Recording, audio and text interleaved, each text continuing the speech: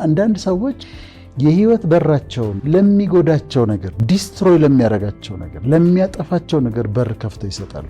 ይህንን በራቸውን ስልጣን ስላላቸው መዝጋት አለባቸው። ወደ ኑሮዬ እንዲገቡ የምፈቅድላቸውን ሰዎች፣ እንዲገቡ የማልፈቅድላቸውን ሰዎች መጠንቀቅ አለብን። በምድር ላይ ስንኖር የእድል በሮች አሉ።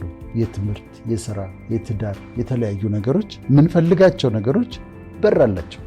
ዝግ ሆነው ይቆዩና ጊዜ ጠብቀው ይከፈታል። የሆነ እድል አጋጣሚ ፈልገው ሰዎች በሩ ሲዘጋባቸው they have to wait መጠበቅ አለባቸው።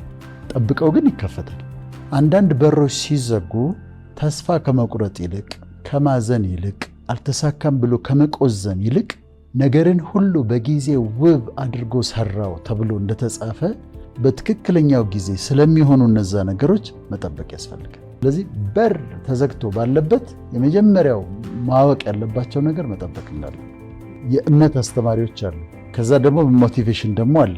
ሁለቱም ጋር የሚጎለው ኮምፖነንት በምድር ላይ ስቃይ እንዳለ፣ ቻሌንጅ እንዳለ፣ መጠበቅ እንዳለ፣ ዋጋ መክፈል እንዳለ አለማስተማራቸው። ለምሳሌ አብርሃምን ተመልከች፣ ወይም ደግሞ በእስልምና ደግሞ ኢብራሂም ተመልከች።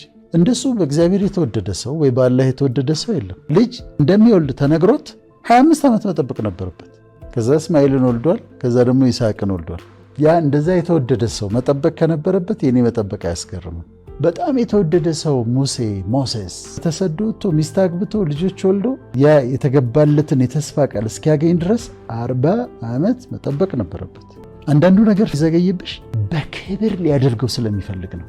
ጠብቀሽ በሱ ሰዓት ሲሆን በክብር ይደረጋሉ። ከመጠበቅ ጋር ደግሞ ሁለተኛው መሞከር አለ፣ ማንኳኳት አለ።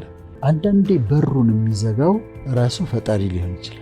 ኖህ የጥፋት ውሃ ሊመጣ ሲል እሱን እስከ ልጆቹ እስከ ሚስቶቻቸው እሱም ሚስቶቹ ከዛ ከየእንስሳው አደረገ አስገባና ከውጪ በኩል ዘጋበት ይላል። አንዳንዱ በር ለፕሮቴክሽን ተብሎ እሱ ራሱ የሚዘጋቸው በሮች አሉ። እሱ የዘጋበት ምክንያት አለው። ከጥፋት ሊያድንሽ፣ ከጉዳት ሊያድንሽ ፈልጎ ነው። እሱን እንታገስ። የፈጣሪ ጊዜ ይምጣ። እሱ የዘጋው በር ከሆነ ደግሞ ከፍቶ ያወጣል።